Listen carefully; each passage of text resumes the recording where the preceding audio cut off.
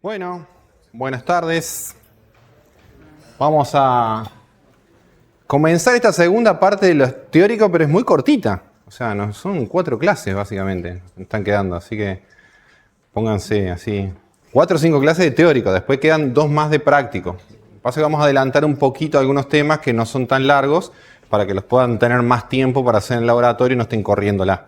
¿Está bien? Así que esta segunda parte es más corta.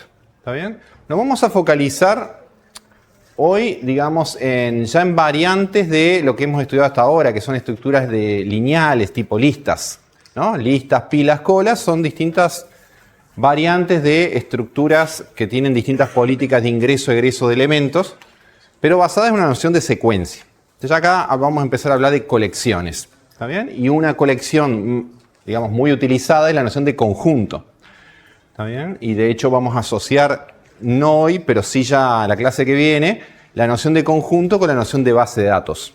Entonces de ahí yo no le empiezo a ver un contexto un poquito más interesante. Por más que ya los conjuntos lo puede ver como una base de datos, vamos a ver una variante la semana que viene que es más lo que uno llamaría una base de datos. ¿Está bien? En memoria, pero después si la persisto y alguna clase o alguna pequeña charla les voy a dar de cómo persistir esa cosa, digamos, en disco, uno ya tiene una implementación de una base de datos, usándole árboles balanceados y lo que vamos a ver hoy que se llama hashing. ¿Está bien? Entonces vamos a empezar a ver conjuntos y vamos a continuar la semana que viene con variantes de estos. Y hoy también nos vamos a centrar, y la clase que viene, en 2 estructuras nuevas. O sea, vamos a estudiar básicamente 3, 4 estructuras de acá hasta el final del curso nuevas, además de tipos abstractos de datos. Estructuras más allá de listas de árboles, y hoy vamos a centrarnos particularmente en 2, una muy simple, se llama arreglo de bits, y otra que se llama hashing. No sé si han escuchado hashing, se usa mucho, está bien, no solo para base de datos, sino también en aplicaciones de seguridad, por ejemplo, ¿no? De hecho, muchas veces, no sé si le han dicho en Bedelía, guárdense el numerito, que es un número de hash, no sé qué, de la inscripción, ese tipo de cosas. Los árboles balanceados es otra estructura, pero lo vamos a ver la semana que viene. Entonces, sin más introducción, vamos a ver qué son los conjuntos, ¿no? Y uno lo que quiere capturar acá como tipo abstracto de datos es algo similar a lo que uno llama los conjuntos de la matemática, o sea, colecciones de datos. Entonces, la primera pregunta sería, ¿qué diferencia entre un conjunto y una lista? A priori, ¿qué les parece, no? Como colección de datos. ¿Qué les parece? ¿En qué se va a distinguir? Bien, las listas tienen orden posicional de elementos. Tiene sentido una lista decir, la lista está primero, está segundo, por eso habla muchas veces de insertar en la posición n de la lista. Tiene sentido porque hay un orden posicional. En los conjuntos no, es como si tuviera una bolsa mezclada. ¿Está bien? No hay orden posicional. Esa es una diferencia. Y hay otra más importante. ¿El tipo de datos? El tipo de datos no, puede ser cualquier cosa. Tanto en lista como en conjunto uno diría que no se repite. ¿Está? En las listas uno puede tener secuencias con elementos repetidos y los conjuntos, las colecciones, en principio no. Tomamos una variante que sí. ¿Está? Entonces, para ver estas diferencias, y fíjense que en la notación de conjunto a veces usamos la matemática, como las llavecitas, ¿no? Para referirnos más que los corchetes de las listas. Las listas, si las comparo con los sets, acá como los conjuntos, son esas 2 principales diferencias, ¿no? En la lista hay orden posicional, en los conjuntos no, en la lista puede haber repetidos, en los conjuntos no. Y en el medio aparece un híbrido, que lo vamos a dejar para la semana que viene, que son los multiconjuntos o multisets. Tienen una de cada una de esas 2 diferencias, ¿no? Entonces, al igual que las listas, los multisets pueden tener repetidos. Pero al igual que los conjuntos, no tienen orden posicional. Es como si fuera una bolsita mezclada, pero donde puede haber repetidos. Un ejemplo podría ser un stock de productos. Y yo diga, mira, tengo el stock de yerba, hoy en día está de moda el agua mineral, ¿no? Pero el stock me dice que es casi 0, digamos, -1 más o menos, ¿no? Entonces puedo tener repetidos los productos cierta cantidad de veces. ¿Tá? Entonces uno puede decir, tengo una colección de productos en mi almacén y tengo cantidades que son las repeticiones de ese elemento. Pero eso lo vamos a dejar para la semana que viene, esa y otra variante. Hoy nos vamos a centrar más en los sets, los que no tienen repetidos. ¿Okay? ¿Qué operaciones pueden tener los sets cuando uno piensa en el tipo abstracto de datos? Bueno, igual que todos los tipos abstractos de datos, lo recuerdo porque capaz que con el parate de los parciales nos olvidamos, iba a haber ciertas categorías de operaciones que uno quisiera que todos los tipos de extracto de datos que invente o que cree o variantes los tengan, que se llaman las constructoras, ¿no? Operaciones que me permitan generar todos los elementos de esa cosa nueva que yo quiero crear, en este caso los conjuntos. Después venían las selectoras, que es al revés que las constructoras, para sacar información de ese conjunto. Selectoras, y a veces las llaman también destructoras, porque si borran elementos, a veces en los libros la consideran como selectora, destructora, como una categoría única, ¿no? Y después están los predicados. ¿Por qué? Porque muchas veces no puedo seleccionar, por ejemplo, si no hay elementos. Dame el tope de la pila. Si la pila es vacía, no puedo. Entonces pone, por ejemplo, precondiciones, y para chequear las precondiciones, uno pone predicados. ¿Está bien? Entonces, este debería tener esas categorías de operaciones. Pero además, y fíjense que se usan a veces símbolos similares a la matemática para conjuntos, como el pertenece, ¿no? El conjunto vacío. Uno también es muy habitual considerar en los conjuntos operaciones binarias entre dos conjuntos. Por ejemplo, la unión, la intersección, la diferencia de conjuntos. ¿Está bien? ¿Y por qué? Porque es muy habitual pensar que un conjunto ya lo voy asimilando como una colección de datos donde los datos no se repiten. Entonces ya ahí empieza como la noción de base de datos, ¿no? Cada estudiante en la base de datos de Belia es único por su número de estudiantes. ¿Está bien? Entonces yo a veces quiero hacer la unión de dos conjuntos, el conjunto de los que hacen lógica y el conjunto de los que hacen programación 2 para hacer una consulta. ¿Está bien? O la intersección, los que están en común, los que están haciendo ambos cursos a la vez, o la diferencia, los que están haciendo este curso pero no están haciendo este otro. Entonces aparecen operaciones binarias que suelen ser las que a veces, yo tiro nombres por no han cursado base de datos, pero lo que uno suele llamar las consultas o los queries que uno hace a las bases de datos, ¿no? Muchas veces los operadores son binarios. Hay otros, pero estos son algunos de los más simples o comunes. Entonces los vamos a incluir en el práctico, en las implementaciones para ver la eficiencia, cómo hacer estas cosas eficientes, porque uno después quiere trabajar con colecciones. Entonces, acá les pongo como una especificación en lenguaje natural, pero traducida en el mismo formato que la lista, la pila, la cola, va a aparecer en un punto H, de lo que podría ser como un conjunto minimalista. Y sobre todo minimalista si saco lo azul de abajo, ¿no? Entonces uno diría, a ver, las dos primeras, ¿qué categoría de operaciones serían para ustedes? Constructoras. ¿Está bien? Las dos del medio parecen predicados. ¿Está bien? Y el borrar claramente y el destruir serían selectoras destructoras. ¿Está bien? Fíjense que no hay una operación que me retorne un elemento, ¿no? Capaz que uno pensaría que el borrar, pero si el borrar ya el elemento es un parámetro, ¿para qué me lo va a retornar? ¿No? Entonces no tiene mucho sentido. ¿No? Es raro, porque en la pila, en la lista, la cola, hay operaciones que dan elementos, ¿no? El que está en la posición n, el último que ingresó, el primero que ingresó, dependiendo de la pila. Y acá no hay. ¿Les parece raro eso? No hay orden posicional, justamente. No puedo hablar de el que llegó primero, el que está primero, el que está... No hay un orden posicional. Podría hablar, y a veces uno piensa alguna variante, dame un elemento arbitrario, como cualquiera. Arbitrario no es lo mismo que aleatorio. Arbitrario es, la especificación dice, retorname un elemento si no es vacía, no importa cuál. Entonces el implementador puede después elegir el que quiera, de acuerdo a la eficiencia, y el que va a usar la aplicación de esto no sabe qué elemento le va a venir, pero algún elemento le va a venir. Pero no es muy común, por eso no la puse. Pero en algún ejercicio, en algún parcial o en algo aparece como una operación agregada, dame un elemento cualquiera. Pero no puedo hablar de un orden porque si no estoy rompiendo la idea de conjunto, en donde no hay un orden. ¿Sí? Destaqué la roja, el insertar como constructora. ¿Está bien? Porque yo dije que había dos diferencias entre conjuntos y listas. Hay una que es bastante clara ahí en el texto del rojo. ¿Cuál es la diferencia? ¿Cuál es? Que no tiene que estar. O sea, la repetición es bastante explícita porque se lo agrega si no estaba. Entonces ya no va a agregar repetido. Y la otra, ¿cuál es la diferencia? ¿Y cómo digo que no hay orden posicional? Exacto. Ella dice, no le digo dónde insertar.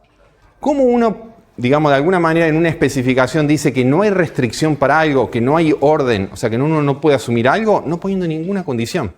Entonces, ¿qué dice esto? Agrega el elemento. ¿Dónde? No sé. Entonces, el que va a usar la aplicación cuando después haga el insertar no puede asumir que va a estar primero, segundo, tercero. El que lo va a implementar, a su vez, tiene la libertad ahora, porque se dice, lo tengo que agregar. Yo elijo dónde lo agrego. Entonces, voy a poder hacer cosas más eficientes acá que en lista. Quizás. ¿Está bien? Pero porque no tengo esa restricción de decir dónde lo agrego. ¿Está bien? Entonces, una de las dos diferencias es explícita, la repetición, porque me lo dice ahí, y la otra es implícita. Al no decir dónde lo agrega, quiere decir que no podemos asumir nada de dónde lo va a agregar. Entonces, no hay un orden. Sí. Eso sería ya si pensamos implementaciones, sí. De hecho, el árbol binario de búsqueda va a ser una implementación posible de esto. Sí. El árbol binario de búsqueda va a ser una posible implementación, pero no es la única. De hecho, no va a ser quizás siempre la mejor. ¿Tá? Pero sí va a ser adecuada. Y ya si querés me voy adelantando en la pregunta. ¿Por qué te parece que un árbol binario de búsqueda puede ser una implementación adecuada de esto? ¿Por qué? Porque no se repiten y el árbol binario de búsqueda no se repetían los elementos. Bien. No le decís, pero hay un orden implícito que te lo determina, ¿no? La otra razón puede ser porque uno supone que, no en el peor caso, pero en el caso promedio es mejor que las listas para insertar, buscar y borrar. Pero lo vamos a dejar pendiente por ahora la implementación, pero vamos a tratar de separar siempre en los tags que nos queden, tipo abstracto de datos, lo que es la especificación, o sea, el comportamiento de las posibles implementaciones. Porque cuando uno va a hacer aplicaciones después, lo que quiere es, va a interactuar, yo hago un diseño de aplicaciones con este módulo, sin saber cómo está implementado. De hecho, yo capaz que lo implemento este módulo con ABB. Pero después veo que es muy lento y ahora que aprendí hashing, lo implemento con hashing. Pero la aplicación que usaba este contrato no la toco, porque sigue interactuando con las operaciones insertar, buscar, borrar. ¿Está bien? Entonces, una de las implementaciones nuevas, muy simple, por eso la voy a introducir primero, es pensar que un conjunto, la más eficiente de todas en tiempo de ejecución es esta. Que un conjunto A, pensémoslo así, este conjunto A, voy a decir que un elemento está o no está en el conjunto, un elemento X, si el arreglo A en la posición X tiene un 1 o un 0 o true y false. Depende si lo pienso en bits o booleanos. ¿Qué quiero decir con eso? Que yo voy a pensar que mi conjunto es un arreglo A. Y que voy a poner un 1 en todos los lugares donde ese elemento está. Entonces digo, si pienso acá diciendo, mira, el 1 está porque tiene un 1 acá, pero el 0 no está. El 3 no está. El i no está. ¿Se entiende?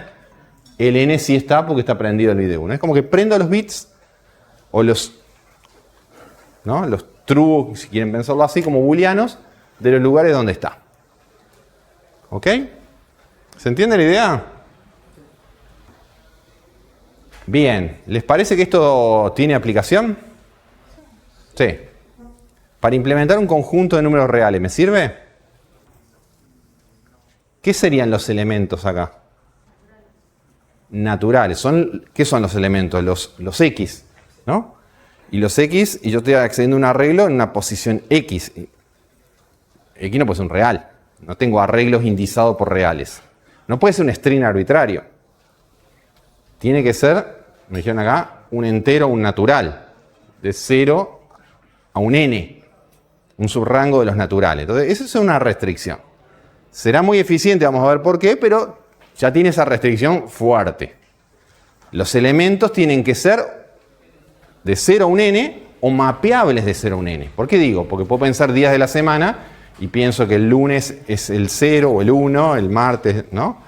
Puedo pensar en el código ASCII, o sea, un conjunto de caracteres y pienso que en vez del carácter tengo el código ASCII del carácter. ¿Sí?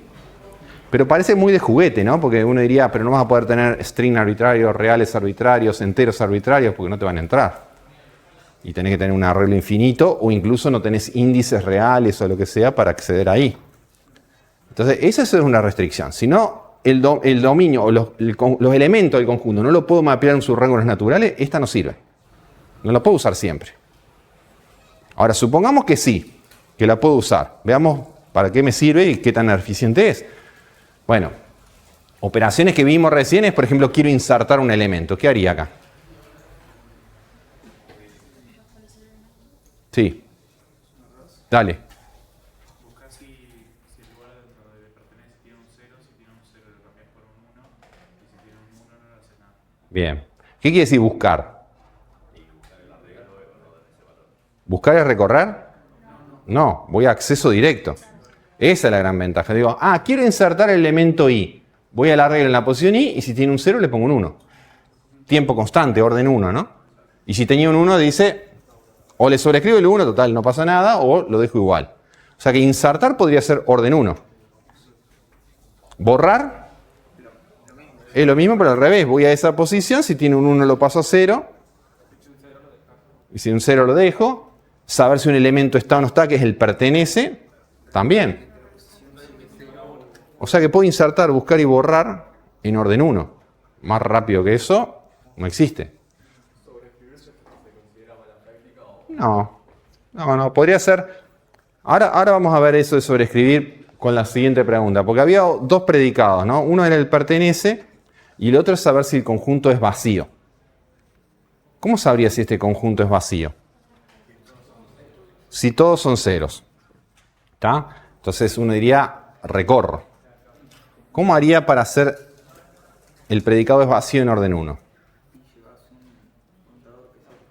Exacto. En la representación, además de llevarme este arreglo, me llevo un contador. La pregunta es, ¿cómo cambia ese contador entonces? ¿Cuándo hago qué? Y ahí viene el sobreescribir.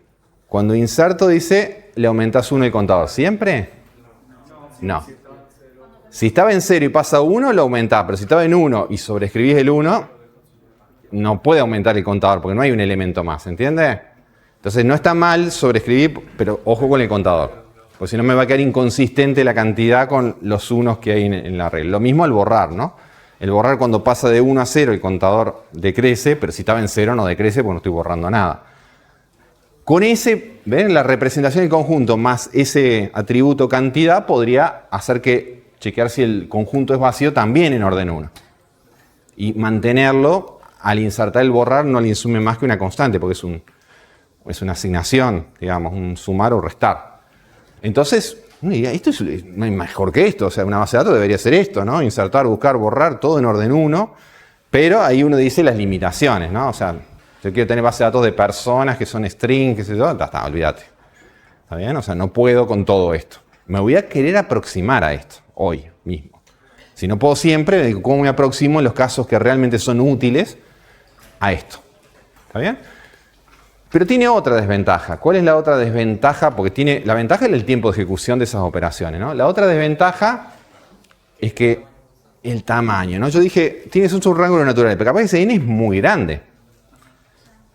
¿Está bien? Y en realidad del muy grande yo tengo poquitos bits de unos prendidos, que son los elementos que realmente están. Entonces estoy desperdiciando capaz mucho. Yo dije, mira, voy a tener, no sé, capaz que 100.000, pero en la práctica después tengo 500. Entonces estoy desperdiciando un montón de espacios en blanco por los que podrían venir para ser rápido. ¿Se entiende? Entonces eso lo puede. Ahora vamos a ir a ese desperdicio de memoria con un ejemplo concreto. Pero antes de ir a ese ejemplo concreto, veamos alguna de estas operaciones binarias que yo le dije que no. Porque insertar, buscar y borrar es acceso directo y no tiene complicación. ¿Cómo sería, por ejemplo, si uno quisiera, dados dos conjuntos A y B, por ejemplo, hacer alguno de estos que es o la unión o la intersección o la diferencia? Pensemos, por ejemplo, en la primera que es la unión. Uno diría, ¿qué tengo que ir haciendo? Y bueno, ahora tengo que ir recorriendo y ¿qué iría poniendo acá? Preguntando. Si hago la unión, ¿cuándo va un 1 acá? Cuando alguno de los dos estos eran 1. Por ejemplo, en este caso va un 1 porque B tiene un 1 aunque A tenga 0, ¿no? ¿Y qué operación es esa entre A sub I y B sub I? La unión, que es operación booleana, el OR. ¿Está bien? Entonces voy haciendo, hago un for y por cada I hago A sub I, OR, B sub I. Entonces, si uno de los dos le da true, ya va a poner el true ahí abajo. Recorro en una sola pasada y hago la unión de los dos conjuntos. Y si quiero hacer la intersección, el AND. Y ahora viene Y si quiero hacer la diferencia, que sería A menos B en la posición I, ¿qué es lo que va? ¿Recuerdan que la diferencia? Los que están en A, pero no están en B. Ustedes están haciendo lógica, ¿no? Vamos, les tengo fe a los lógicos. Los que están en A, pero no están en B. Lean eso. Exacto. Que están en A, pero no están en B. ADI and not BDI, por ejemplo. O puedo poner if también. Pero eso queda más elegante. Y eso lo itero, ¿no? El I es el for y me va generando la diferencia. O sea que en una sola recorrida del universo que se suele llamar, que es el N, de todos los que podrían estar, porque fíjense que una diferencia, ¿por qué digo? Porque esto desperdicia más memoria que la lista. Porque la lista... Exacto. Uno dice, ¿cuántos nodos tiene la lista? Para los elementos que yo inserté. Están los que tienen que estar. Acá están más de los que podrían estar, porque todos los ceros podrían venir, pero no están. O sea, los que están son los unos, ¿entiende? Entonces yo me reservo espacio para todo el universo. Tengo que tener como un universo de todos los que podrían venir. Y voy seteando con uno los que vinieron. ¿Está? Por ejemplo, yo podría decir, si todos tienen un número de estudiantes, paso lista, ¿está bien? Y a cada número de estudiantes le pongo el presente, digamos, ¿no? Entonces es la asistencia de hoy. ¿Está? Y podría hacerlo todos los días y después decir, hago el OR de todos, o el AND de todos, o hago la sumatoria de todos para saber cuántas veces vinieron, si vinieron alguna vez, etc. ¿Está bien? ¿Ok? O sea que también uno diría, para este tipo de operaciones es eficiente hacer esto, y es simple, es muy fácil de programar esto, eso es lo que quiero que vean. Pero la limitación y el desperdicio de memoria parecen ser condicionantes para esta estructura, ¿no? Entonces le voy a poner un ejemplito para ver eso del desperdicio de memoria. Y para ver que no es tan de juguete.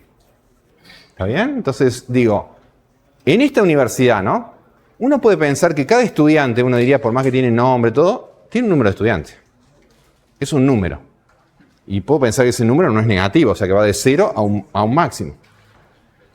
Y cada curso, si vieron, el curso nuestro, no me acuerdo si es 1321 o algo así, también tiene un número. Digo, bueno, entonces tengo número para estudiante, número para curso, de hecho hay número para funcionario. O sea que nos identificamos mucho con números. Y si no hay un número inventado, la cédula. El número grande, pero es un número. Y entonces yo podría pensar cómo hago, por ejemplo, la correlación de si un estudiante está inscrito en un curso. ¿Está? O la nota que sacó un estudiante en un curso, no sé, un estudiante en un curso. ¿Está bien? Entonces podría pensar, por ejemplo, en una matriz. Como si fuera un arreglo de bits, pero de 2 dimensiones. ¿No? Pienso, las columnas son números de cursos y pienso que las filas son números de estudiantes. Y me va a decir, usar el cosito porque si no, no sale. Número de estudiante acá y número de curso acá. ¿Y cuándo pongo un 1 o un 0? Cuando el estudiante está haciendo el curso por ejemplo. Si pienso en está o no está haciéndolo. Si pienso en notas, ya vamos a ver la variante la semana que viene que se llama mapping. Ahí voy a poder guardar más que la información de si está o no está, algo más. ¿Ok? Simple, porque entonces digo, el estudiante está inscrito en un curso, voy a esta posición de la matriz, en orden 1, veo si tiene un 1 o un 0. Inscribirlo también, voy a esa posición y chanto el 1, si se va a inscribir o si lo voy a borrar, le pongo un 0. Muy eficiente. Ahora vamos a la realidad. ¿Cuántos estudiantes, por ejemplo, tiene activo la Facultad de Ingeniería? ¿Alguien tiene una idea? Un poquito más. 10.000. Activo quiere decir con alguna actividad en los últimos 2 años. 10.000 estudiantes. Un poquito, 10.500, una cosa así. ¿Cuántos cursos hay? Y bueno, varía, porque uno tiene en la carrera un montón de electivas. Los que están haciendo computación tienen como 100 electivas en total. Y además pueden hacer ahora fuera de la carrera, fuera de la facultad. Supongamos, para poner un número así que podría hacer entre todo, incluso hasta puede hacer más avanzado hasta alguno de posgrado que le sirve de grado. O sea, 1.000 cursos, para pasar un número redondo. ¿Cuántas celdas tiene esta matriz? Si tengo 10.000 estudiantes y 1.000 cursos, por ejemplo. Rápido la cuenta. 10 millones. Muy bien. 10 millones, uno diría, ahí ya la memoria, no sé. Y pensemos, ¿cuántos de estos van a ser 1 y 0? Entonces vamos a la realidad. En este semestre, en este momento, ¿cuántos cursos te has inscrito vos? 4. ¿Qué quiere decir? Que si lo tomo a él, van a aparecer en algún lugar de acá 4 unos, y está haciendo 4, no es poca cosa. Pero todo lo demás van a ser ceros. Capaz que ella está haciendo 3 y no los mismos, o sí lo mismo, y va a aparecer acá. Pero la mayoría, ¿qué van a hacer? Ceros. Si tomo un curso, programación 2, de los 10.000 estudiantes activos, ¿cuántos vamos a tener? ¿Cuántos creen que somos? 600 más o menos, ¿no? Por lo menos eso es lo que arrancamos. Ahora ya somos menos. Y los que vienen a teórico, menos de menos. O sea, ya está. Sí. Hay técnicas para esta tabla que son tipo muchos unos, muchos ceros, ¿no? ¿Eh? Tipo, hay técnicas para trabajarlas matemáticamente. Sí. De hecho, hay técnicas para esto, colapsarlo en menor memoria, se llaman matrices dispersas. Esto es una matriz toda representada. Después puedo colapsar y tener matrices dispersas. Pero vamos a dejarlo aparte. ¿Qué quiero decir? 600 y dije 10.000. O sea, de nuevo es un fragmento muy chiquito de unos respecto a todos los ceros. Multipliquen esos ceros de filas y columnas, hace que la matriz tenga menos del 2% con unos, en una situación real, y todo lo demás, el 98% son ceros. La pregunta es, ¿pago esa eficiencia de ir a saber si un estudiante está inscrito en un curso en orden 1 desperdiciando el 98% de la memoria? Y bueno, depende. Si estoy en un servidor, la memoria tengo, qué sé yo, sí. Si estoy en una aplicación en un celular y va a correr esto en el celular, no. ¿Está bien? O sea, todo va a depender en qué contexto voy a ejecutar esto. Entonces, eso para que vean el impacto que puede tener, uno dice la velocidad que quiero tener en tiempo de ejecución respecto a la memoria que necesito para esto. ¿Está bien? Entonces hay que a veces ver si vale la pena o no vale. ¿Qué otra opción hay? Bueno, todas las que vimos hasta ahora me sirven para implementar conjunto. Una simple lista. Lista de nodos. ¿Qué ventajas a priori le ven a la lista respecto al dibujito del arreglo de bits? La memoria. Voy a tener noditos solo para los que vaya agregando. ¿Otra ventaja? No está acotada. Muy bien. Acá no tengo que imponer un n del universo. Muy bien. Puedo guardar lo que quiera. El tipo dato del nodito puede ser una persona, un string, un real. No tengo ninguna restricción. Entonces digo, esto es más usable, digamos, ¿no? Tiene más aplicaciones. Hasta ahí le voy ganando claramente al arreglo de bits. Pero si quiero insertar, buscar y borrar en una lista, ustedes lo saben. Insertar, buscar y borrar un elemento de una lista, ¿qué orden tiene? N, pues tengo que recorrer la lista. ¿Está? O sea, no me salvo de recorrer la lista. Entonces paso de orden 1 a orden n. ¿Se entiende? Entonces, lo que gano por un lado lo pierdo por el otro. Y ya vayan quedando con esto porque ya me viene ahora la segunda parte, ¿no? Del curso diciendo, las listas son buenas para una cosa, ¿no? No tienen cota, tipo de elemento lo que quiera, manejan bien la memoria, los arreglos de bits son muy buenos en la eficiencia. ¿Qué es lo que uno quiere después? En la vida, ¿qué es lo que quiere? Lo mejor de todo, ¿no? Entonces dice, ¿cómo combino esto para tener algo aproximado a las dos? Que tenga todas las ventajas de la lista y en lo posible todas las ventajas del arreglo de bits. Lo dejo pendiente ahí, eso se va a llamar hashing. ¿Está? Sigamos un poquito más con las listas. Insertar, ¿es vacío? Sí, la puedo hacer en orden 1 porque es chequear una lista simple encadenada a ver si el puntero es null, ¿no? O sea, es fácil. Pertenece y borrar orden n. Y estas operaciones, unión, intersección y diferencia, si tengo dos listas, ¿cómo las haría?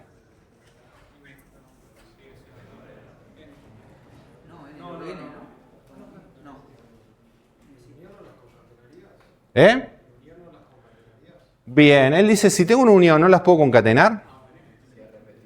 Los repetidos, ¿qué pasa? Pero cada una sí puede no tener repetido, ahora cuando las uní pasan a tener... De hecho, los elementos... Después tendría que filtrar los repetidos y eso es ya más costoso. ¿Está bien? Parece que no me salvo de recorrer las listas para ver... Y si no están ordenadas, ¿qué tendría que hacer? Por cada elemento de una lista, buscarlo en la otra. Segundo, busco en la otra. Entonces va a ser, si esta tiene n elementos, si esta tiene m elementos, ¿qué orden va a ser? N por m. Es como si fuera un while dentro de un while. Entonces eso ya, comparado con lo que vimos antes, es muy ineficiente, ¿no? Entonces, pero ahí viene donde capaz convenga, en vez de tener este n por m, mantener las listas ordenadas. Me dice, para insertar, buscar y borrar que estén ordenadas no me importa mucho, pero si le quiero hacer la unión, intersección y diferencia, sí, ya habíamos visto técnica, con el merge, ¿no?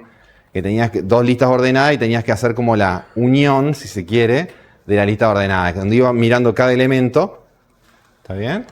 A ver si recuerdan eso. Si yo tenía una lista L1 y acá tengo un elemento, no voy a poner qué elemento para que no me digan y no pongo el resto, ¿no? Y L2, acá tiene un X2, pero están ordenadas, menor estricto porque no hay repetidos, ¿no? Mirando este y este, ¿qué podría decir? X1 y X2, ¿qué puede pasar?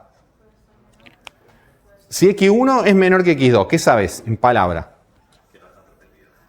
Que no está repetido, pero además, ¿qué sé de X1? Algo más sé. Algo que tiene que ver con el pertenece. ¿Qué es lo que sé? O sea, del pertenece, ¿qué es lo que sé? Si X1 es más chiquito que X2.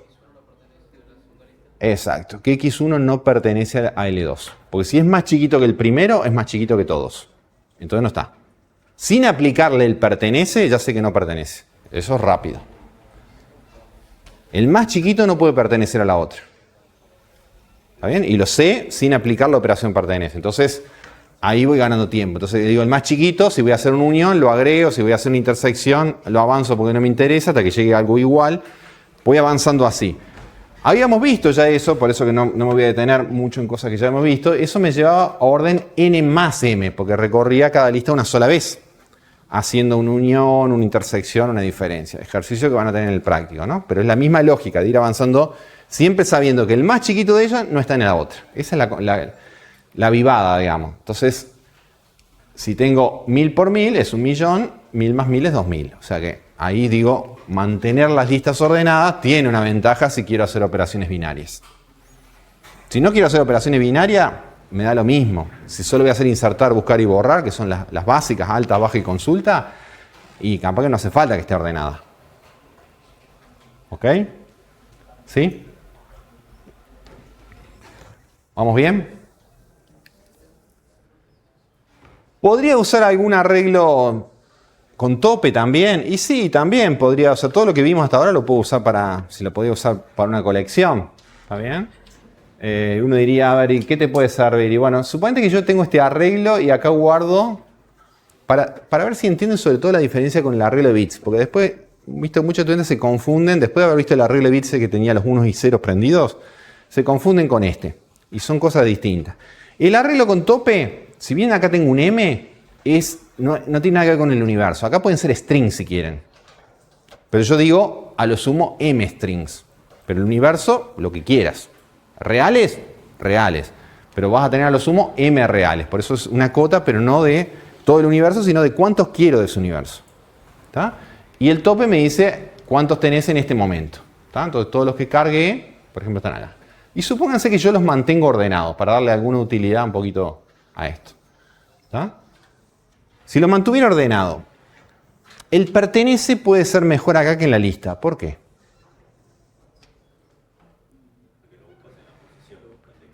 Porque el pertenece a una lista, por más que esté ordenado, tengo que recorrer la lista, ¿no? O sea, es orden n. Pero acá, ¿qué dijo? La búsqueda binaria. Parece que había escuchado binaria. La búsqueda binaria. Si está ordenado un arreglo, que tengo posiciones, puedo ir a la mitad, a la mitad, a la mitad, ¿no? Y eso era el logaritmo. ¿Está? Entonces, ¿y por qué digo el pertenece? No es menor, porque muchas veces, mismo, pensemos en la BLIA. ¿Cuándo se carga fuertemente la información a los comienzos de los semestres, en los parciales? Pero después el resto son consultas que hacen la BLIA, como el pertenece.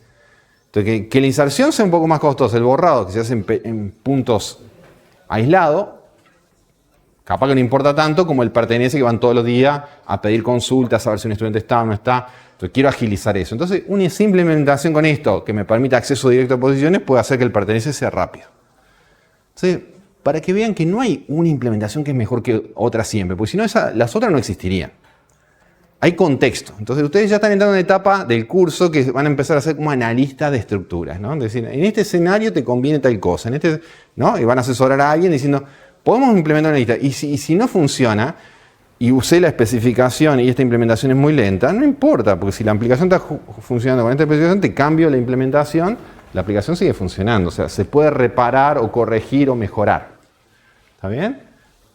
Si el escenario cambia, porque a veces uno hace un software para una empresa bajo un escenario chico y la empresa empieza a crecer y ya todo lo que pensé para ese escenario chico empieza a hacer agua por todos lados. Entonces tengo que mejorar, por ejemplo, las implementaciones. Entonces ahí tengo que cambiar. ¿Okay? Esta podría ser una ventaja, de nuevo, se adecua más a una versión acotada porque, digamos, tengo un arreglo. ¿Está? La dijeron hace un ratito, ¿no? Los árboles binarios de búsqueda también son una opción para conjuntos. Y acá yo estoy tentado a preguntar, ¿son mejores o peores que las listas, los ABB? ¿Quién dijo depende? ¿Por qué? Porque depende de lo que estés buscando. Si estás buscando tipo, el primer elemento y la lista está ordenada, tipo, es más fácil preguntar a la lista. Tipo, si está ordenada de 1, 2, 3. Y si quieres buscarlo en un árbol y raíces 7, vas a tener que ir todo a la izquierda. ¿Pero recorrer un camino del árbol no es más rápido que recorrer todo en la lista? Igual me encantó la respuesta depende, porque es lo que yo esperaba. ¿Está bien? Uno está tentado a decir que los árboles son mejores que las listas. Sí, perdón. Es lo que decimos recién, de que es muy situacional. Bueno, vamos a ver entonces en qué situaciones son mejores y en qué casos no son mejores. O sea, tenés el caso en el que si vos tenés pensado agregar muchos elementos, Sí. ahí en el árbol vas a estar más lento que una lista. Bueno, acá me dice que agregar en un árbol es más lento que una lista. En principio yo diría que no, que eso va a ser una ventaja del árbol respecto a la lista. A ver, vamos a ver en qué escenario sí, en qué escenario no. Primero, veamos por qué es adecuado. Ya lo dijeron, pero lo vamos a repetir. Un conjunto, supónganse este conjunto, ¿está bien? Lo puedo representar con más de una BB. Por ejemplo, puede ser este, pero puede haber otro. ¿Tá? Raíz 12, ¿no? A la izquierda el 8, a la derecha el 18, siempre menores y mayores, esa es la consigna. ¿Está bien? ¿Por qué es adecuado? Porque no hay repetidos. Ya primera cosa digo que es adecuado, ¿no? Y uno diría, a priori, los algoritmos que voy a correr sobre una BB, ¿cuáles eran? Insertar, buscar, borrar, son los mismos que tiene el conjunto. Entonces uno diría, es el mismo código. Ni siquiera parecido, es el mismo código. ¿Está bien? Yo dije, y acá vamos a ver esa cuestión de por qué quizás no es tan eficiente. Fíjense que, por ejemplo, el conjunto 1, 2, 3, hay muchos ABB que lo pueden representar, no hay solo uno. Por ejemplo, podría ser este, ¿no? El 1, 2, 3, o el que tiene raíz 2, a la izquierda el 1 y a la derecha el 3, o el 1, 3, 2, así, o el 3, 1, 2, o el 3, 2, 1. Cualquiera de estos tiene los mismos elementos que el conjunto 1, 2, 3. O sea, no hay un solo ABB. Y uno diría, ¿eso es malo o eso es bueno? Vamos a ver. Yo creo que no es tan bueno.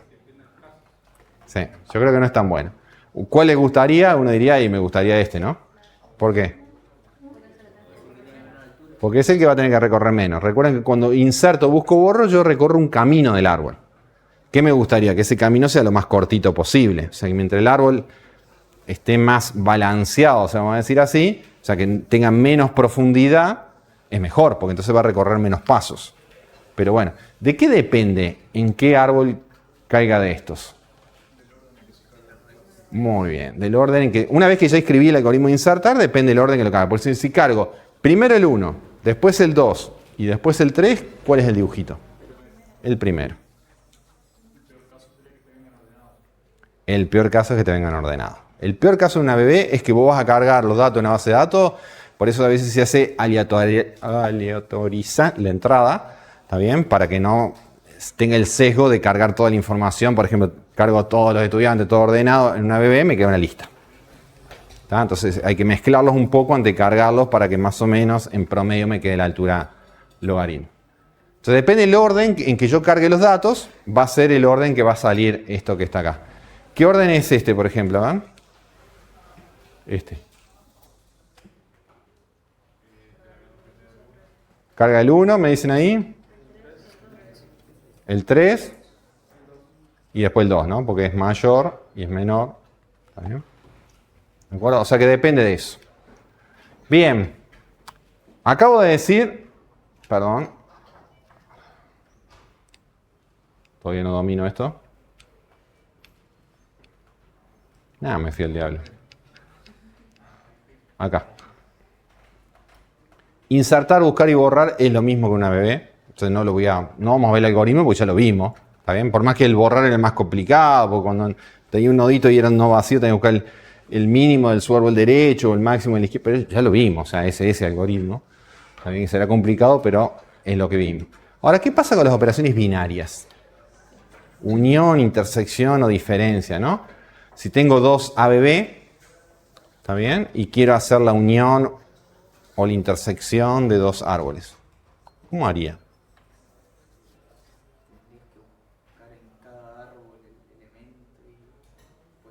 Porque hasta ahora, yo creo que insertar, buscar y borrar, uno diría, en el peor caso es lo mismo que la lista, pero en el promedio parece ser mejor, porque la altura es más chica. Hasta ahí, hasta que diría que los árboles son mejores que la lista, me animaría a decir.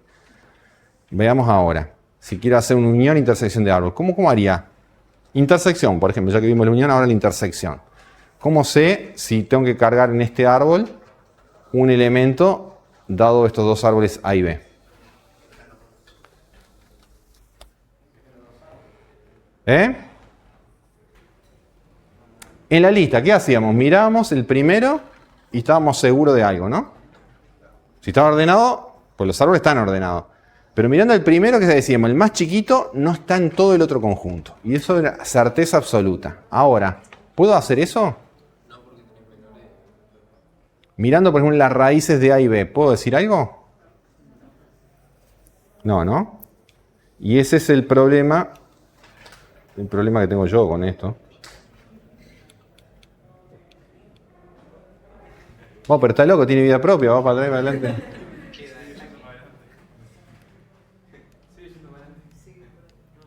Todos van para adelante ahora. Bueno, terminó la clase, con esto terminó la clase. Fíjense que si yo miro la raíz de un árbol, ¿por qué la raíz no me dice nada? Fíjense el conjunto 1, 2, 3. ¿Quién puede ser la raíz del 1, 2, 3? Cualquiera. O sea que mirando el primer elemento no sé nada. Porque depende del orden que se cargaron, podría llegar a ser el 1, el 2 o el 3. Entonces ya perdí esa gran ventaja que tenía para saber eso que decía. Entonces ya, si quiero hacer operaciones binarias, difícil que el árbol sea mejor que una lista. Y uno diría, bueno, ¿qué puedes hacer? Pasa el árbol a una lista ordenada, y lo puedo hacer en orden n, aplanar. Hago lo mismo que el B y después hago la intersección. Sí, voy a saber qué elemento está en la intersección en el mismo orden que la lista, pero ¿qué quiero yo? Después voy a tener que transformar esa lista en un árbol, porque yo quiero el árbol. Yo quiero el árbol de intersección, no una lista. Entonces ya, sí.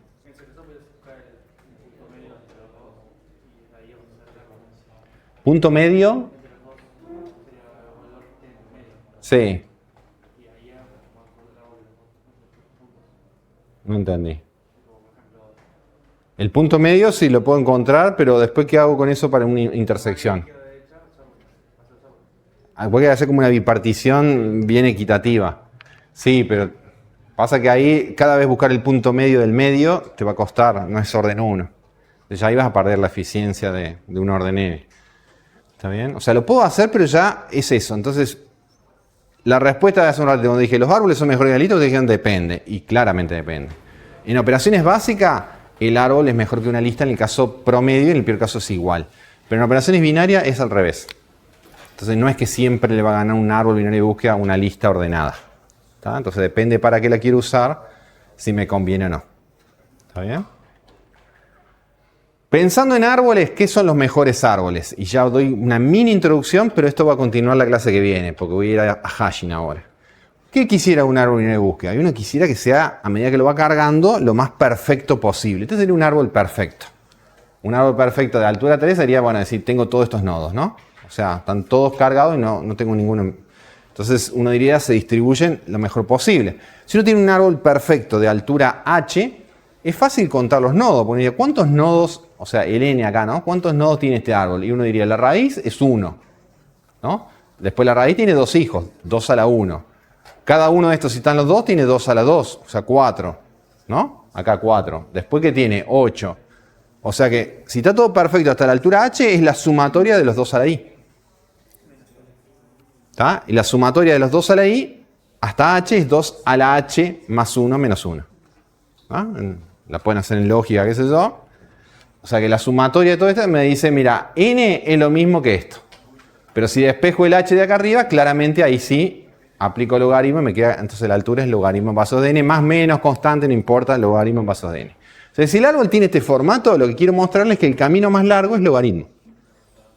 Y dice, pero ¿cómo mantengo este formato? Y cuando agrego uno más se me rompe. Entonces vamos a ver qué tanto lo puedo romper manteniendo casi la perfección. ¿Está? El otro escenario es el peor. La lista, ¿no? Cuando inserto todo ordenado, les mostré el mejor y ahora les muestro el peor. ¿Está bien? En el cual uno no quiere caer.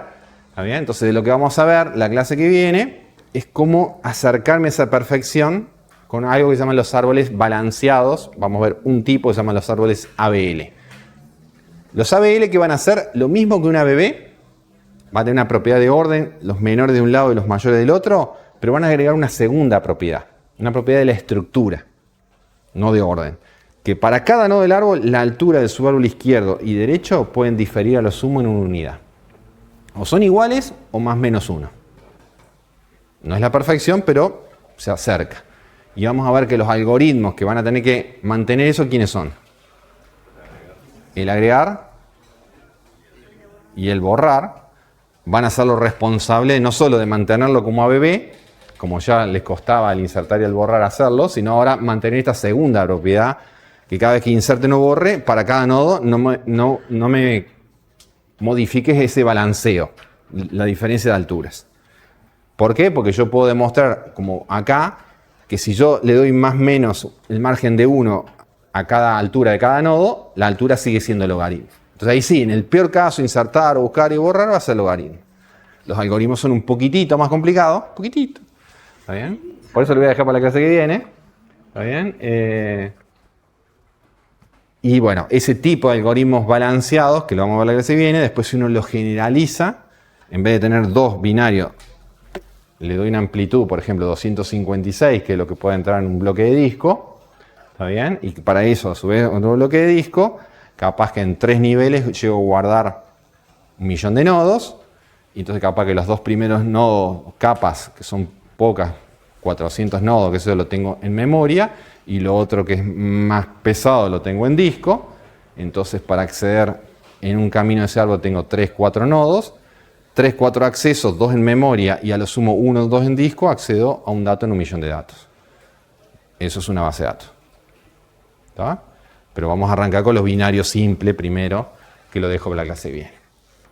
Bueno, vamos entonces la segunda hora a ver la técnica esa que va a tratar de captar lo mejor de la lista y lo mejor del arreglo de bits.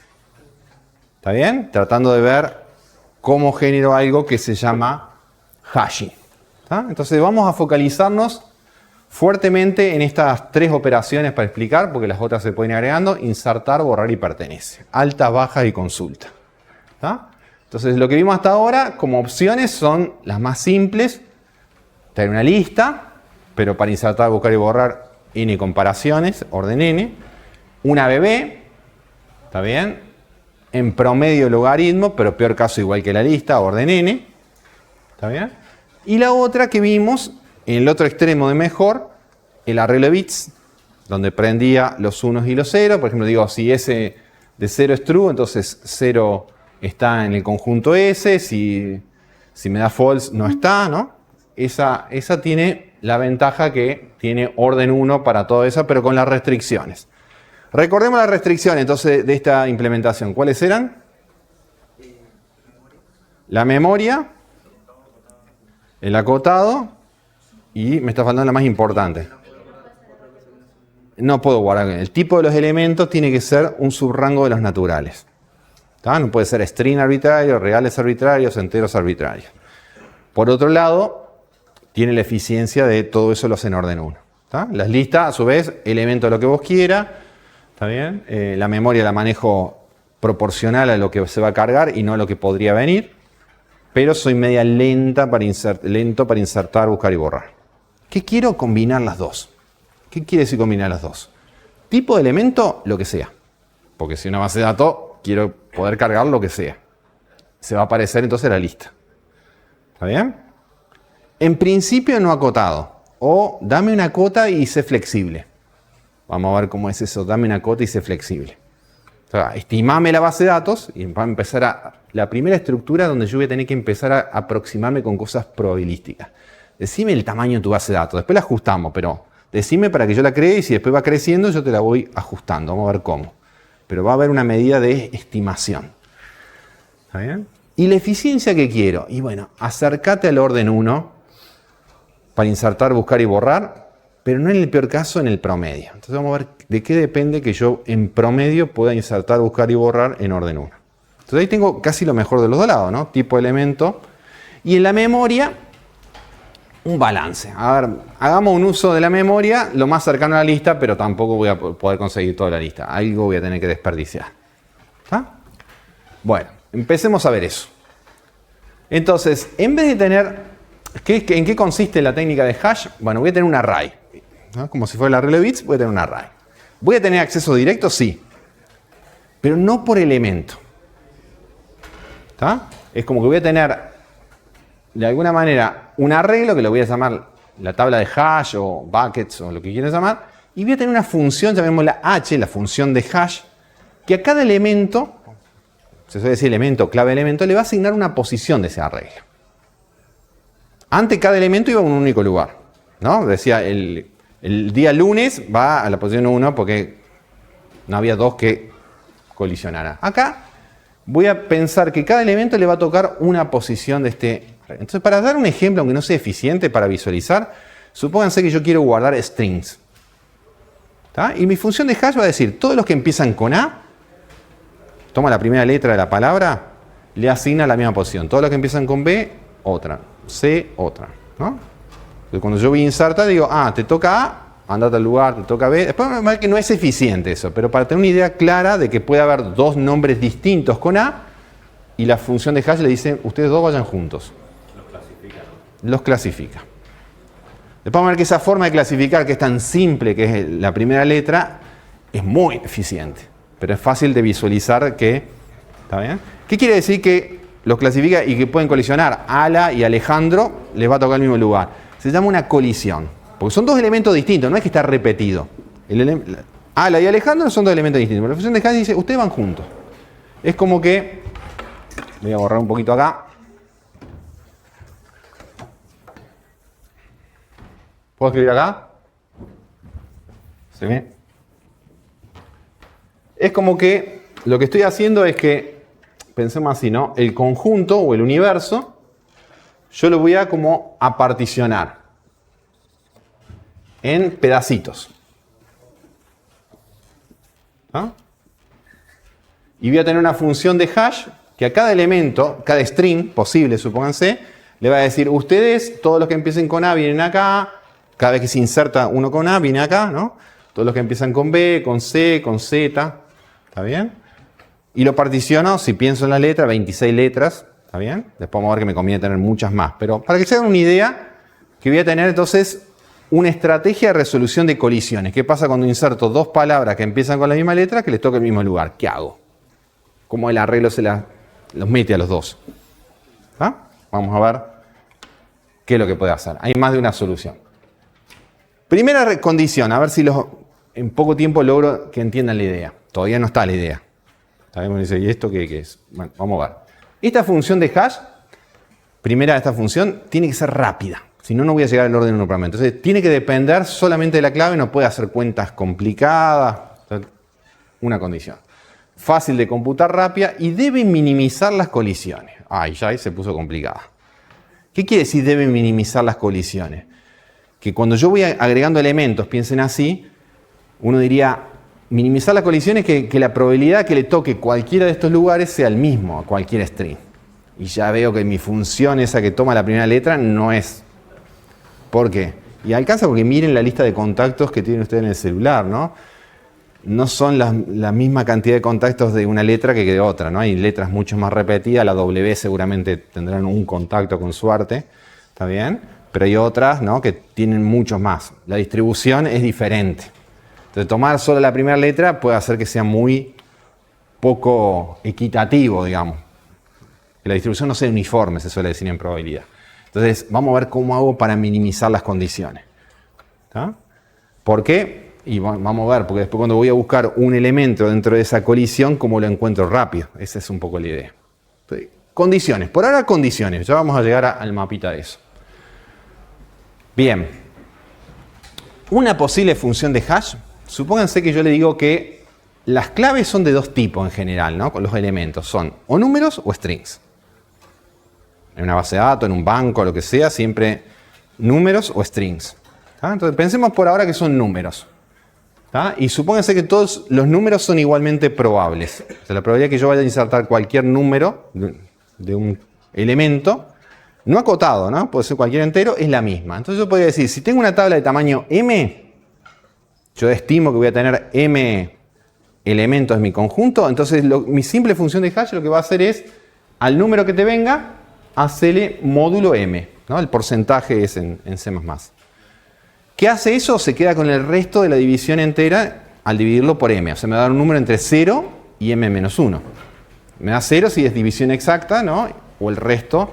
Entonces, si mi tabla tiene tamaño m, justo es lo que necesito, una posición de 0 a m-1. O sea, para cualquier entero, lo que dice esto es, te doy una posición calculándola con el módulo. Si son todos igualmente probables los k que me pueden venir, a alguno le tocará la posición 5, otra 20... ¿tá? Lo peor que me puede pasar es que todos vengan, por ejemplo, múltiplos del mismo m.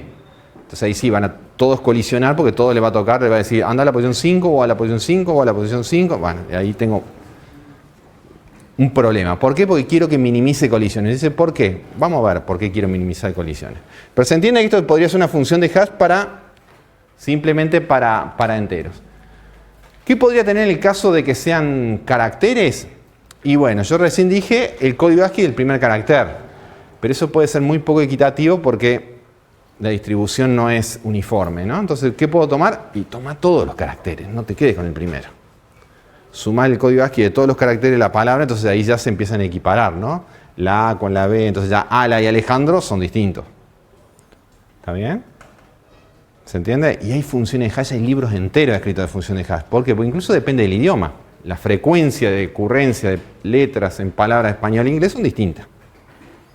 ¿Está bien? Y la probabilidad de ocurrencia de una letra, una posición de una palabra en un idioma es distinta. Entonces está tabulado. Entonces yo puedo usar funciones, y los manejadores usan funciones bastante sofisticadas, digamos, que tienen que ver con la probabilidad de ocurrencia de letras y todo.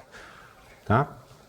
Pero a priori piensen así. Sumo los códigos ASCII de la carácter y me da un número. Esa puede ser una posición. Y después si tengo una tabla tamaño m, hago un módulo m y me da un valor entre 0 y m-1. Como para que caiga, por ahora, mi objetivo es por lo menos que cuando voy a decir a dónde te toca, que me diga entre 0 y m-1. Si la tabla es de tamaño m, para que sea una posición del arreglo, ¿se entiende? Vamos a ver cómo logro que eso sea, justamente, minimice colisiones. La estrategia que vamos a ver, hay dos, pero la más común y la más frecuente, la otra es más histórica, es cuando hay colisiones, y acá donde empieza a haber el híbrido entre el arreglo de bits y las listas. Cuando colisionan 2 en este lugar, a 2 le dio esta posición, los pongo como noditos de una lista. O sea que el arreglo es un arreglo de listas. Y Ala y Alejandro, si los dos tenían la función de hash que tomaba solo la primera letra, les tocó este lugar. ¿Se entiende? ¿Por qué están acá? No porque son iguales, sino porque la función de hash dijo ustedes dos van ahí. ¿Se entiende? Acá estará solito el que le tocó esta posición y acá si hay 3 nodos es porque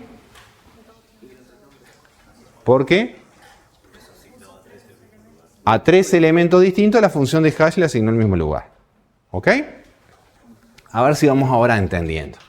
¿Qué les gustaría de estas listas? Que no sean muy grandes.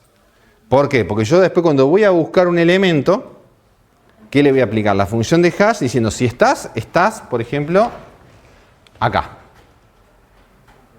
Y entonces vengo y busco en esta lista, si esta lista es chiquita, es más, si hay uno solo, en orden 1 puedo saber si está o no está ese elemento. Acá tendré que chequear entre 2, pero ¿está bien? Es poco. Entonces, ¿qué me gustaría? Él dijo que las listas sean lo más chicas posible. ¿Está bien? ¿Está bien? Uno diría que las listas a priori sean parejas en largo. Entonces tenés que ¿Cómo logro que las listas tengan más o menos todas el mismo largo? ¿De quién depende eso? ¿Qué función de hashing estés usando y de qué De la función de hashing que estés usando. O sea, ¿cómo logro? Olvídense de que sean cortitas, pero ¿cómo logro que las listas tengan un largo similar? Todas tengan más o menos 3, o todas tengan 5, o todas tengan 100. ¿De qué va a depender cuando empiezo a cargar? ¿De quién depende eso? De la función de hash. Si la función de hash es buena, los largos de las listas deberían ser todos similares. Una función de hash muy mala es, por ejemplo, una función constante, que todos le dicen, todos vayan a la posición 0. Entonces, es como si estuviera en la posición 0 la lista de todos los elementos. Ese sería el peor caso. Es como transformar todo esto en una lista. ¿Está bien? Entonces, mi función, ¿de qué depende? Que los largos sean equitativos, digámosle así, ¿no? De la función de hash. ¿Y de qué depende eso? De los datos. O sea que ahí depende, bueno, si los datos son todos igualmente probables, son numéricos, aplicarle simplemente el módulo te alcanza. Ahora, si no son todos equiprobables, busca una función de hash un poco más equitativa. Vamos a ver que hay algunas variantes. Igual no se preocupen, este curso, como no tiene como previa probabilidad estadística, o no vamos a entrar en funciones de hash sofisticadas. Eso no lo busca en los libros. Lo que queremos ver es cómo implemento una estructura si yo ya tengo una función de hash. Cómo implemento toda la maquinaria, los algoritmos, el hashing, la inserción, cómo reestructuro las tablas, etc. Pero la función de hash depende de factores probabilísticos de elegirla bien. ¿Ah? Y a veces hay más, los manejadores de base de datos pueden ir alternando entre distintas funciones a medida que se va degradando el sistema. Vamos a ver que eso lo puedo medir. Yo mismo puedo decir que el sistema se actualice si se está degradando. Ya vamos a ver qué parámetros son los que se usan para eso. Entonces, ¿qué queremos? Que los largos sean parecidos, pero además parecidos y cortos. ¿Y eso de quién depende que sean cortos? No solo parecidos de la función de hash. Pero yo puedo decir parecido, mira, tengo una tabla de tamaño 2, y yo inserto 10.000 elementos y mi función de hash es muy buena, ¿cuántos elementos va a haber en una lista y en la otra lista? 5.000. La mitad. Y uno dice, igual eso es mucho, porque cada vez que voy a buscar es n sobre 2, y n sobre 2 es orden n, o sea, por más que sea la función de hash muy buena, equitativa, pero si las listas son muy largas no me sirve. Entonces, ¿cómo logro que las listas sean equitativas y cortitas? ¿De quién depende? ¿Y el largo del arreglo de quién depende? La cantidad de elementos que querés. Entonces acá viene el segundo factor que tengo que estimar. ¿Cuántos elementos vos querés estimar, este conjunto que está acá? ¿Cuántos vas a cargar? ¿Una base de datos de productos? ¿Cuántos productos? ¿10.000? Bueno, 10.000 yo diría, hacete una tabla, un arreglo de tamaño 10.000. Si tu función de hash es buena, bastante buena, en promedio, ¿cuántos nodos tiene cada lista? 1. Y ahí digo orden 1 promedio. O sea que el tamaño de la tabla no es hacerla grande porque me gusta que sea grande la tabla. No, es hacerla proporcional a cuántos elementos esperás. ¿Está bien? Entonces ahí hay un estimativo. ¿Una base de datos para cuánto? Ahí hago la tabla, ¿no? Y después sí, elegí la función de hash para que no te mande todos a un solo lugar y se distribuya. Entonces en promedio, y es fácil de visualizar, si la cantidad de elementos esperados es aproximadamente el tamaño de la tabla y la función de hash distribuye equitativamente, en promedio cada lista va a tener un nodo. Entonces para insertar, buscar y borrar voy a tener un orden 1 en promedio. Ahora la función de hash, el dominio puede ser un string, un real. Lo único que pido es que el resultado de la función sea un número natural. O sea que ahí gané lo que no tenía el arreglo de bits. ¿Está bien? Elemento de lo que vos quieras, pero traducímelo a un natural con esa probabilidad de distribución. ¿Está bien? La memoria es más parecida a las listas, ¿ven? Porque ¿cuántos noditos hay acá? Los que yo inserté. ¿Qué estoy desperdiciando un poco? La tabla. Si me dijiste que vas a hacer una base de datos de 10.000 y después te va muy mal y tenés 1.000, y bueno, estás desperdiciando el 90% de la tabla. ¿Está bien? O sea, el arreglo sí estoy desperdiciando, pero los nodos de la lista, que es lo que va a crecer más, es proporcional a cuánto yo agregue. Entonces es como un híbrido ahí entre la memoria del arreglo de bits y la memoria de la lista. Insertar, buscar y borrar en promedio se aproxima al arreglo de bits y el tipo de elemento se parece a las listas. ¿Se entiende? Pero hay dos decisiones de diseño. Una es la función de hash y la otra es estimar la cantidad de elementos. ¿Ok? Ejemplo, para visualizar esto un poquito más terrenal. Supónganse que yo tuviera, y les voy a dar un ejemplo, un pequeño complemento. Supónganse que tengo una tabla de tamaño 10, para hacer la cuenta fácil. ¿Está bien?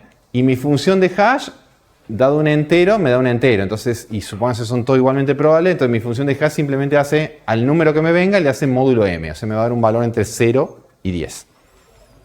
¿Ok? Y yo inserto, no miren por ahora esto porque capaz que no, pero si inserto el 0, ¿dónde va? 0 módulo 10, ¿cuánto es? 0. 5 módulo 10, 5. 10 módulo 10, 0. 15, 5. 20, 0. O sea, uno dice, acá no son muy equitativos los números que elegiste, hay un patrón. Bueno, en la realidad muchas veces hay patrones.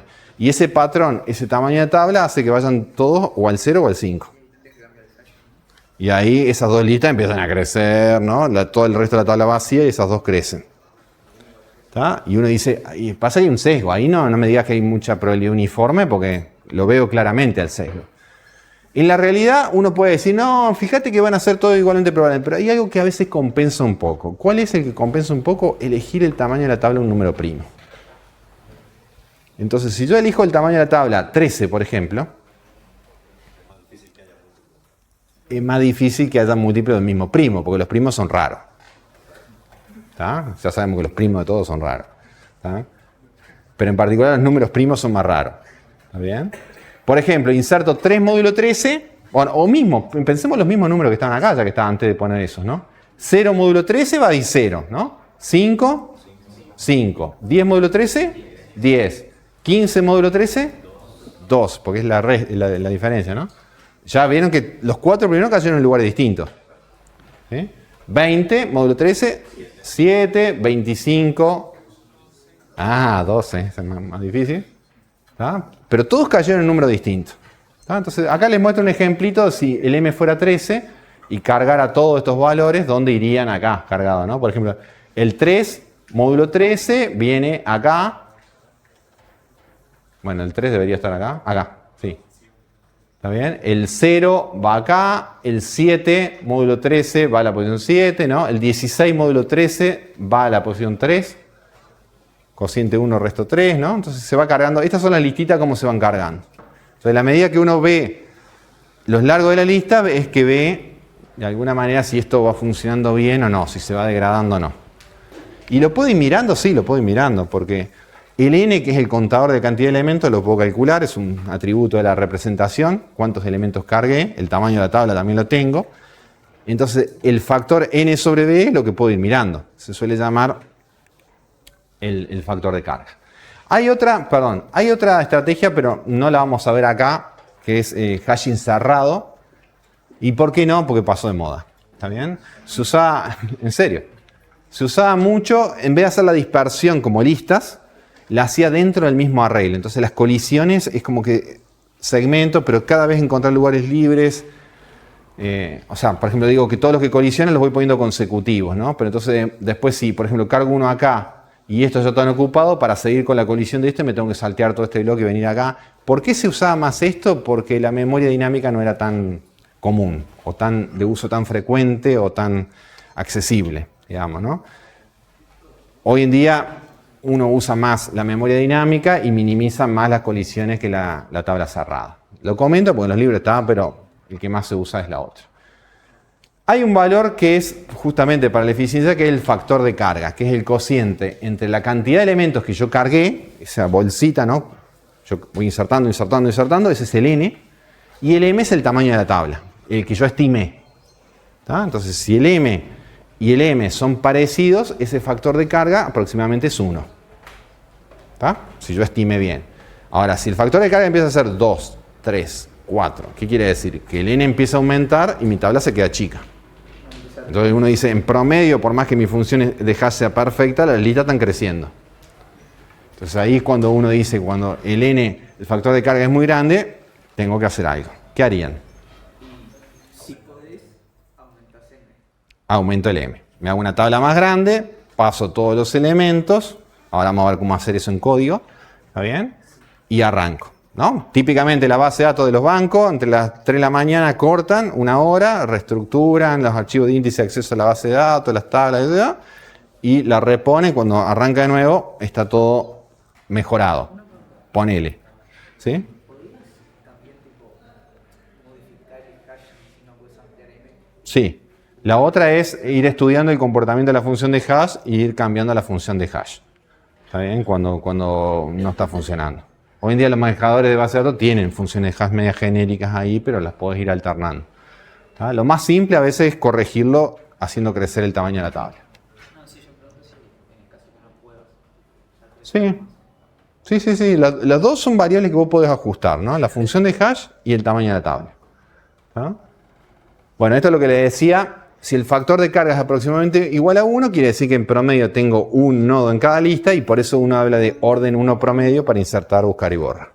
¿Está? Es como más fácil de entender que el logaritmo promedio en el ABB, que uno dice, sí, lo creo, pero no lo veo. Acá es más fácil de la cuentita, ¿no? Porque si tenés elementos y en promedio, ¿cuánto tenés cada uno? 1. ¿Está? Es más fácil, la cuenta es más redondita. Vamos a ver un poquito de detalle y con esto nos vamos a ir de código de esto, ¿no? Porque está bueno que vean un cacho de código y porque también se va a usar bastante. Entonces voy a terreno conocido, como vimos la lista de la pila y la cola, una H, por ejemplo, que van a tener que hacer en la tarea, no en la tarea 3, pero sí en la tarea 4, con hashing. Yo me apuré todo, armar el material, todo, porque me dijeron que iba a la tarea 3 y ahora me dijeron, no, lo sacamos, lo pasamos a la 4. Pero ya quedó acá. ¿Ah? No está en la tarea 3. ¿Está? Es más simple la tarea 3. Bueno, pensemos esta, ¿no? ¿Recuerdan la especificación de un TAT? Tengo el nombre conjunto, que es puntero a una representación, que en el H no se define justamente.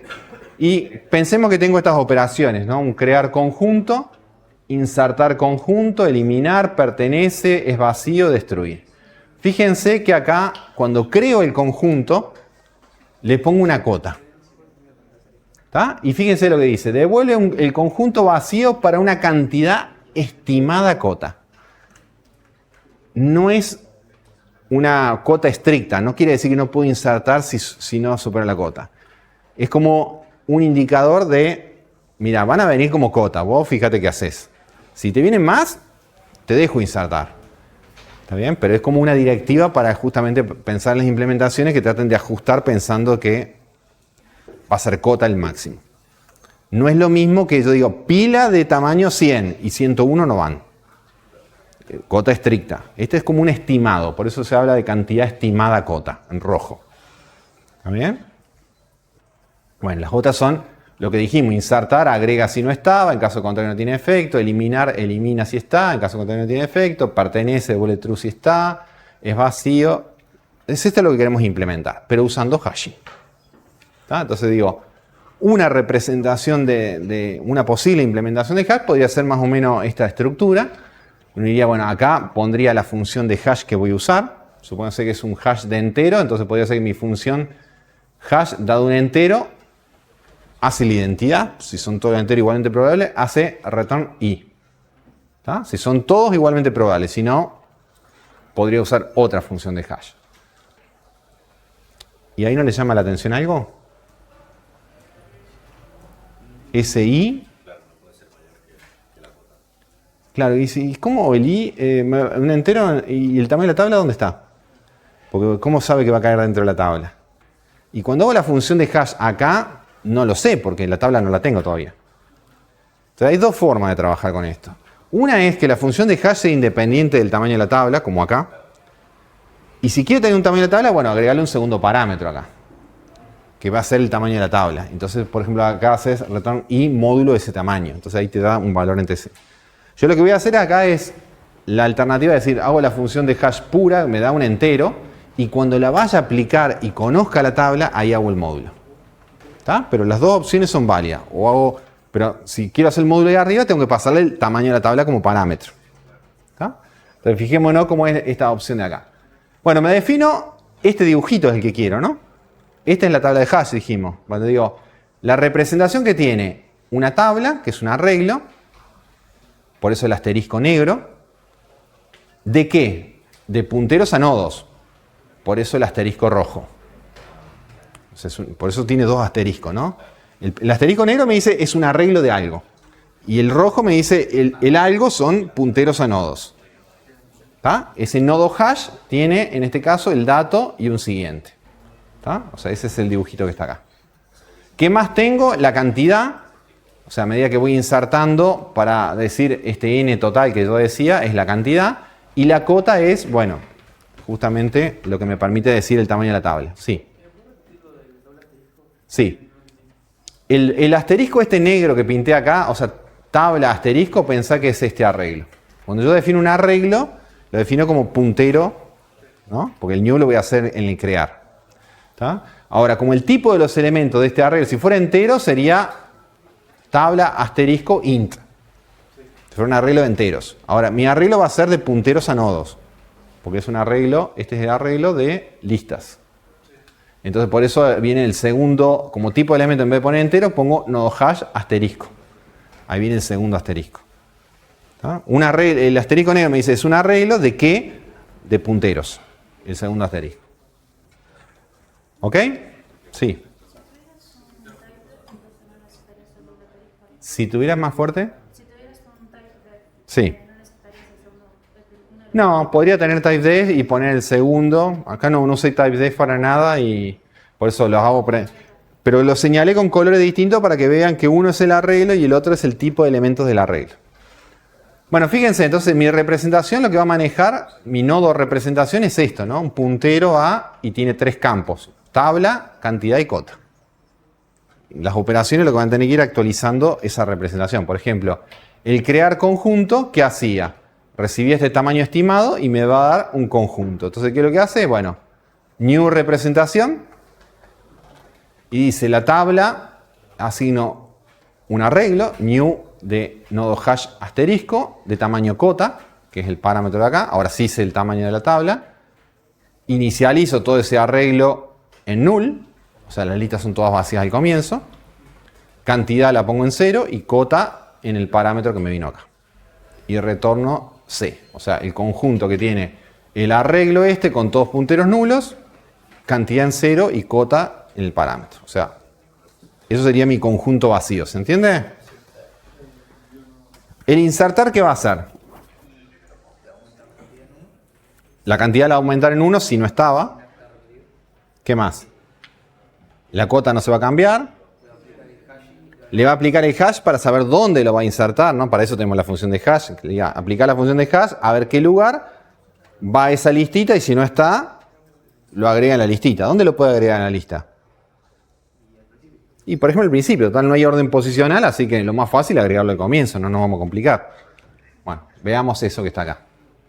El insertar un elemento en el conjunto, entonces dice, uso el pertenece primero diciendo, si no pertenece y AC, pues si pertenece me voy.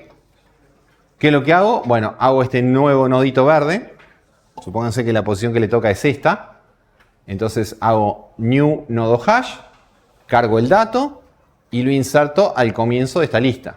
¿Cuál es esta lista? Lo puse en rojo acá. Lo que tiene ctabla en la posición hash de i y acá le apliqué el módulo. Módulo porque ahora conozco, como tengo el parámetro c que es la tabla, digo c flechita cota.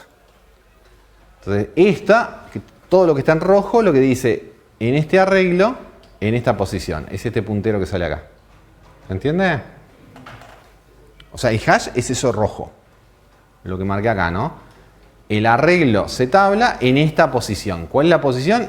Hash de i, pero módulo el tamaño de la tabla. Porque un entero puede ser cualquier entero. ¿Cómo hago que caiga en el tamaño de la tabla? Módulo el tamaño de la tabla. Entonces me da un valor entre 0 y cota menos 1. ¿Está bien? Entonces digo, el siguiente del nodo que acabo de crear es el comienzo de la lista y el comienzo de la lista pasa a ser el nuevo nodo. O sea, insertar el comienzo de esta lista. Si era null, es null, el siguiente, y si no, lo que esté ahí. Y como acabo de insertar un nodo, cantidad, como decían recién, le sumo 1. Si pertenecía, no entré acá y me voy sin sumar la cantidad ni nada. Y eso es el hash. ¿Qué orden tiene eso?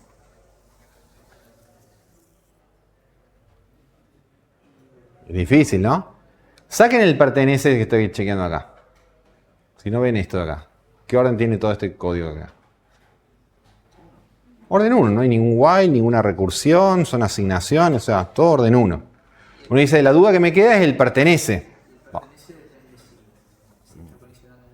Vamos a, muy bien. Vamos a ver el pertenece ya que está. Entonces, ¿cómo sé si un elemento está o no está? Y digo, y debería ser similar al insertarlo, porque el lugar tiene que ser el mismo. Entonces digo, vamos a hacer lo mismo. Voy, por eso lo puse en rojo de nuevo, voy a la tabla, a la posición que le toca el i, ¿está bien? Y eso es un puntero, se lo asigno a la variable lista. ¿Está?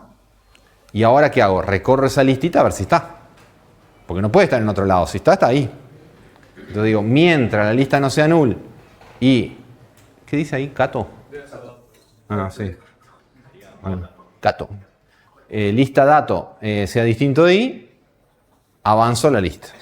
Y después retorno lista distinto de null. Porque si lista distinto de null quiere decir que el dato es igual al i. ¿Se entiende? Y uno dice, ¿qué orden es esto? Acá hay un while. Claro. ¿Y acá dónde viene si yo hice bien el diseño? Si, lo que decía él. Si la cantidad de elementos esperado es el tamaño de la tabla y tu función de hash distribuye bien, este while en promedio hace una sola vez. Peor caso, uno diría muy mal diseño del hash. Están todos los elementos ahí en esa lista. ¿Está bien? Orden n. Pero eso no debería pasar en un hash. ¿Está? Entonces, como yo digo, en promedio, esto acá va a haber un nodo. En la práctica puede ser que haya 2 o 3, pero en promedio hay 1. Todo esto igual es orden 1 promedio. ¿Está bien? Entonces no se confunda cuando vean un while a veces en un lado y dice, eso es orden 1. ¿Cómo que es orden 1? Porque en promedio está diseñada la estructura para que ahí recorra una vez. ¿Por qué ponen un while? Porque el promedio puede hacer que en uno tenga 0, otro tenga 2, otro tenga 3. Esa incertidumbre tengo que poner un while. ¿Está? No. ¿Se entiende? Sí, hay gente que mira 2 while anidados y dice n cuadrado, pero a veces empezás a ver y hay un flag que cuando se hace la primera vez sale, y entonces todo eso es orden n. Entonces, hay que tener cuidado. Bueno, última y, a ver, sí, última y con esta nos vamos a ir. Clon conjunto. Bueno, algo que a veces, y lo voy a usar para dos cosas, es lo que uno llamaría copia. Dame una copia del conjunto, ¿no? A veces cuando dicen, dame una copia de la lista, una copia de la pila, ¿para qué? Porque yo la copia la puedo destrozar, puedo borrar, ¿está bien? Y no pierdo el original. Eso es un clon. ¿Cómo podría ser un clon? Bueno, hay varias formas de hacer un clon, pero una forma podría ser esta de hacer un clon de una pila, de una cola, de una lista, más o menos el mismo molde. ¿Cómo uno crearía una copia? Bueno, una forma sería decir, mira, me hago una variable que va a ser lo que voy a retornar abajo, la llamo clon, por ejemplo, y la creo con la operación crear vacío. En este caso, con la cota que ya tenía. ¿Sí?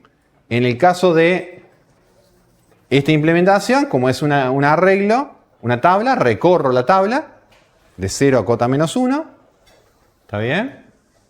Obtengo la listita en esa posición, en la posición i. ¿Ah? Recorro la listita con un while y cada dato que está acá lo voy insertando en el clon.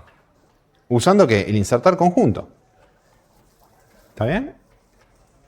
Avanzo la listita, entonces inserta este, después el i pasa al otro, inserta lo que esté acá, inserta lo que esté acá.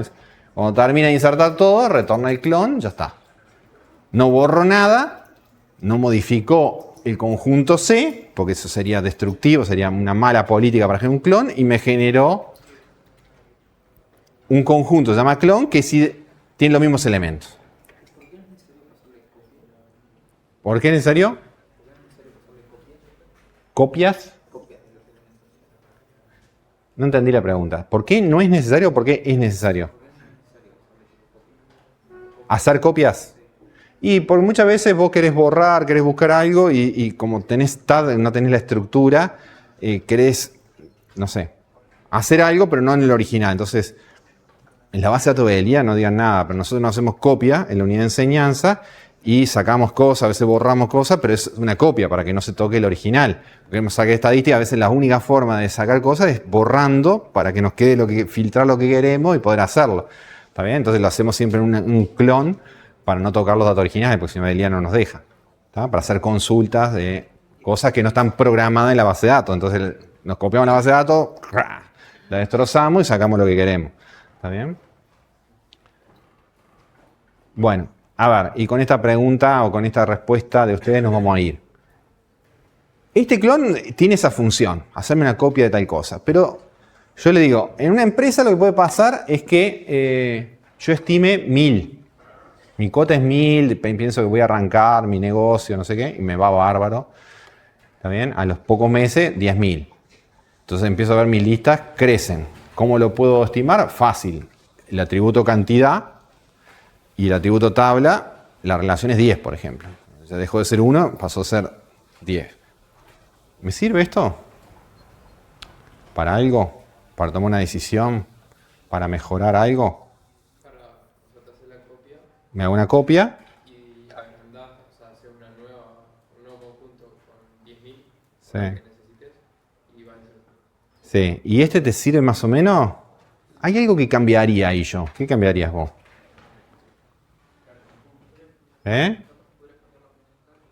La función de dejar si viene bien y distribuye bien, la dejaría. El tamaño. ¿Dónde está el tamaño ahí?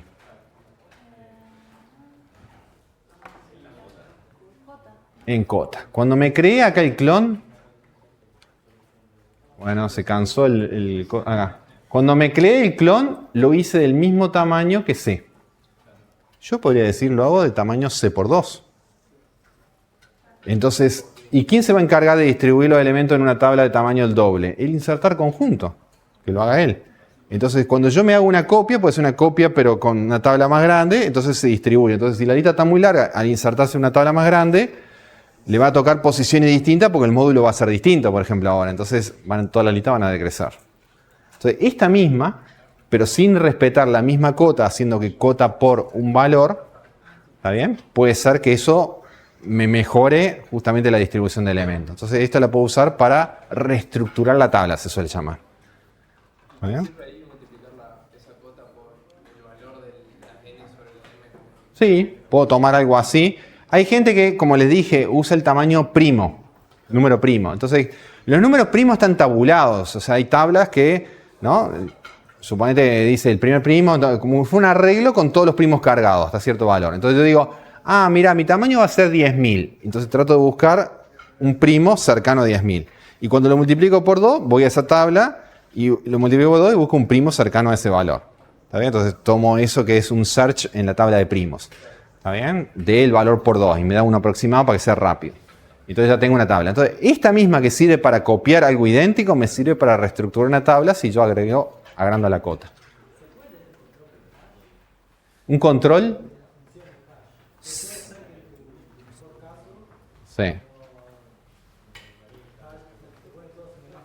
Sí. Sí, ¿cómo tendrías un control?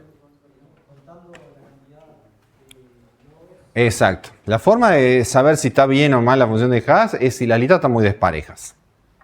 Y la forma, ¿no? En la práctica, puedo decir, no, yo te convenzo que sí, pero después que miro las listas, si las listas están muy desparejas entre sí, voy a decir, la función de hash esta no, para esa realidad no está funcionando.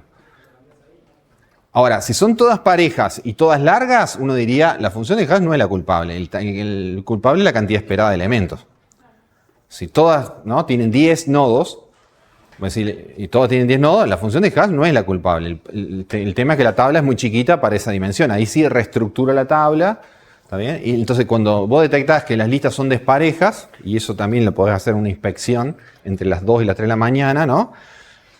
Así como reestructurar las tablas en un momento, pues es costosa esta operación. Tenés que recorrer e insertar todos los nuevos elementos en un hash, no es orden 1. Pero lo haces cuando está fuera de línea el sistema, lo das de alta, entonces ya después se ve todo esto mucho más achicado acá porque está distribuido para abajo, ¿no? Entonces ahí queda mejor. ¿Cómo lo sabes? ¿Sabes? Inspeccionando las listas, no hay forma. No hay otra forma, ¿no? De los largos de las listas viendo si son muy desparejas. Podés llevarte un mini, un max, ¿está bien? Para ver la lista más grande y la más chiquita. Es un estimativo medio...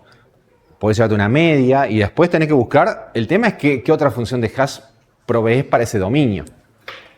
Ahí no hay funciones de hash que siempre sean las mejores. No hay funciones de hash siempre sean las mejores. El tamaño primo ayuda un poco, ¿está bien? Para distribuir, aunque haya un sesgo, ¿está bien? Porque es muy raro que sean todos múltiplos del mismo primo y que caigan todos los mismos valores, ¿está bien? Pero ahí ya entra una cuestión más probabilista, ¿no? De decir, no, elijo otra que... ¿Está bien? Lo cierto es que siempre es conveniente, por ejemplo, en un string, no desperdiciar información, no quedarte con el primer carácter. O sea, tomar lo máximo que puedas. Si hay probabilidad de ocurrencia de los primeros caracteres, multiplicarlo por un coeficiente. Pero ustedes no van a entrar en eso, ¿no? Pero lo que digo es, en la realidad pasa eso. Multiplica, ¿no? el primer dígito por un valor, el otro cuadráticamente por otro valor. Entonces, y eso se ve que en una distribución de probabilidad es mejor que el original. Entonces uno lo va aproximando, ¿no? Pero después depende del uso que uno le dé. ¿Está bien? O sea, qué tan raros o qué tan poco raros son los datos. ¿Está? Pero ven que hash no es más que un arreglo de listas con esas dos decisiones. Una función que tiene que distribuir más o menos bien, ¿está bien? Pero después insertar, buscar y borrar son algoritmos que ustedes vieron, ¿no? Acceder a un arreglo y después recorrer una lista. ¿Está bien? La clave es que la función de hash, la primera estructura que vemos, que tiene que tener dos condiciones. ¿Está? Distribuir bien y yo tengo que estimar cuántos elementos voy a tener. Si yo no estimo bien, y esto puede crecer mucho y degradarse. Entonces esa es más fácil de corregir con esta, con el clon. La otra, si la función de hash no es buena, no es tan fácil de corregir siempre. Ahí depende de estudiar un poco más el dominio y ver qué función de hash se adapta mejor a ese dominio. ¿Está? Bueno, hoy dejamos acá. Estamos bien en horas, salvo que tengan alguna pregunta. ¿Está? Y seguimos la semana que viene con árboles balanceados y un complemento de esto. ¿Está?